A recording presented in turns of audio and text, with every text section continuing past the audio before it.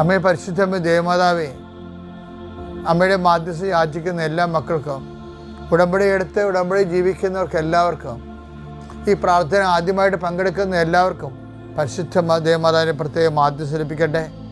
ഇന്ന് നിങ്ങൾ അഭിമുഖീകരിക്കുന്ന ഏറ്റവും വിഷമസന്ധികൾ ചിലപ്പോൾ ആരെങ്കിലുമായിട്ടുള്ള സമാധാന ചർച്ചയായിരിക്കും, അല്ലെങ്കിൽ എന്തെങ്കിലും വിഷയം, പ്രത്യേക ദൗത്യം, പ്രത്യേക ഉദ്ദേശം. അത് നിങ്ങളുടെ ജീവിതത്തെ ഇന്നാണ് തീരുമാനിക്കേണ്ടത്, മുന്നോട്ട് പോകുമോ താഴോട്ട് പോകുമോ എന്നുള്ളത്. അങ്ങനെ നിർണായകമായ നിമിഷങ്ങളിൽ പരിശുദ്ധ അമ്മയുടെ പ്രത്യേക സാന്നിധ്യം ഇന്ന് നിങ്ങൾക്ക് ലഭിക്കട്ടെ എന്ന് ഈ പ്രാർത്ഥനയിൽ ആശ്രയിച്ചുകൊണ്ട് പ്രാർത്ഥിക്കുന്നു.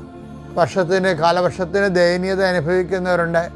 രോഗികളായ വീട്ടിൽ കിടന്നിട്ട് ആ വീട്ടിൽ പോലും തണുപ്പ് മാറാതെ വിശപ്പിനോടും രോഗത്തോടും പട്ടിണിയോടും മല്ലിടുന്നവരുണ്ട്. കുടുംബത്തിൽ നിരാലംബരായി പോയവരുണ്ട്. അവർക്കെല്ലാം കർത്താവേ, സന്ധിപ്പിൻ്റെ ഒരു സമുദ്രം കണ്ടെത്താൻ ഇടയാക്കണേ പ്രാർത്ഥിക്കുന്നു.